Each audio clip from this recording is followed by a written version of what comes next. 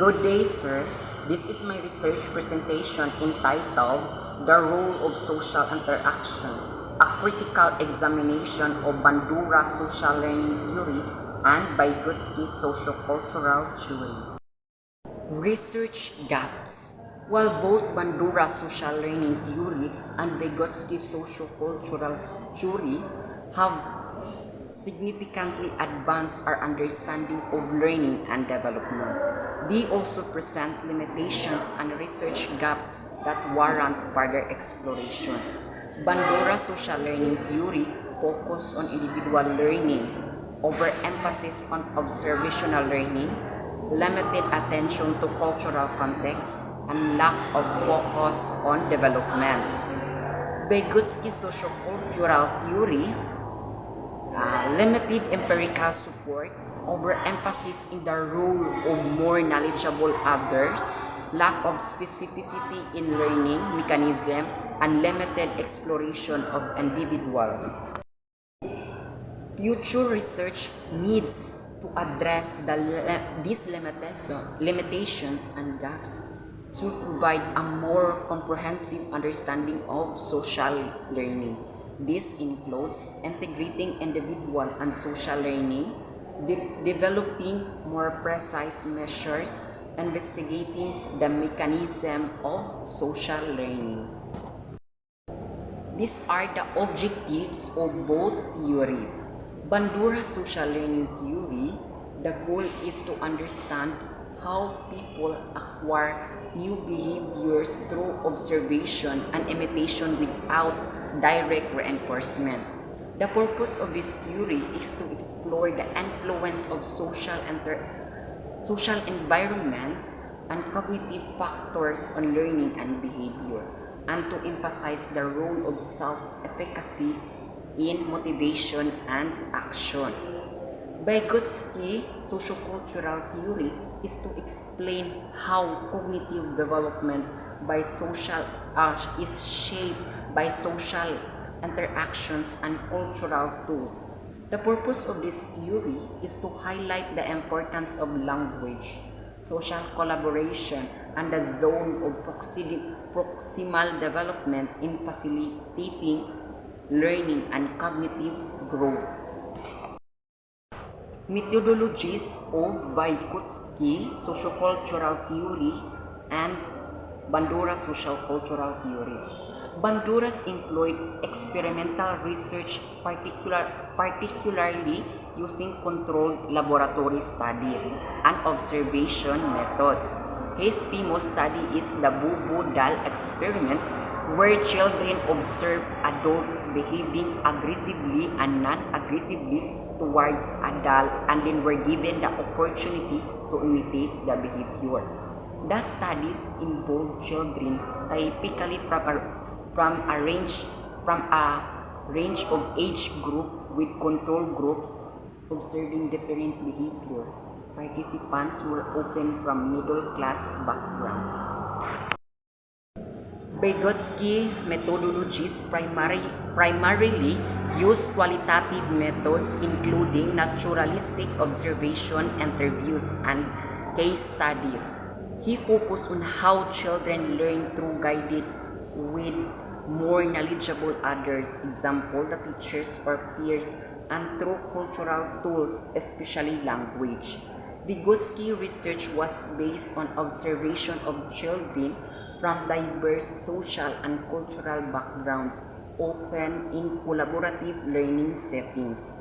His studies did not involve large-scale experiments, but rather than in-depth analysis of individuals and group interactions.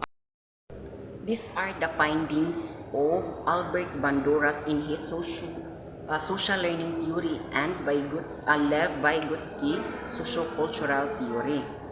Banduras say that people learn through observation, imitations, and modeling. Reinforcement and punishment can influence the likelihood of behavior repeated, but observation alone can lead to learning. Self-efficacy or belief in one's ability to succeed significantly impacts motivation and behavior. And these are the findings of Vygotsky in his theory of sociocultural theory. Cognitive development is heavily influenced by social interactions and cultural tools, example, the language. Learning occurs in zone proximal development where children can perform tasks with guidance that they cannot do alone. Language is a primarily tool for thought development, and social interaction play a critical role in learning. These are the conclusion of both theories. Bandura social learning theory, people can learn behaviors, attitudes, and emotional reactions through observing others, particularly role models. Reinforcement and punishment play a crucial role of observational learning or modeling is crucial. Cognitive processes such as attention and memory influence how individuals learn from their environment. Vygotsky's sociocultural theory is deeply influenced by social interaction and cultural tools. Learning occurs through collaboration with more knowledgeable others, example the peers or teachers. The zone of proximal development emphasizes the potential for learning with guidance, which is central to development. These are the comparative insights of both theories, their differences and similarities. In objectives, both Bandura and Vygotsky aim to understand how individuals learn and develop through social interaction and external influences. Their differences, Bandura focuses on the role of observation and modeling in learning, while Vygotsky emphasizes the influence of cultural context and social interaction. In methodologies, both use observational and qualitative methods to study learning in social context. Their differences, Bandura's research often involves controlled experiments like Bobudal experiments, while Vygotsky used more naturalistic methods, focusing on interactions in real life. In findings, both research find that social interaction is crucial for learning.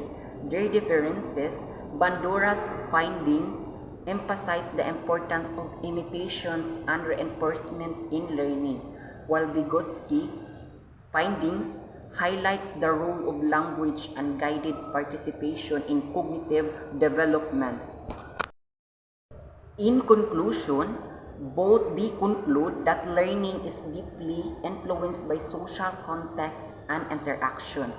Their differences, by Bandura concludes that learning can occur through observation without direct reinforcement, while Vygotsky stresses the needs for social collaboration and scaffolding to facilitate learning. The overlapping themes.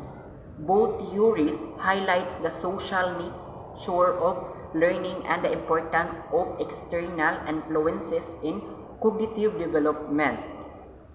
Bandura focuses on observational learning and reinforcement, while Vygotsky focuses on cultural tools, language, and collaboration learning.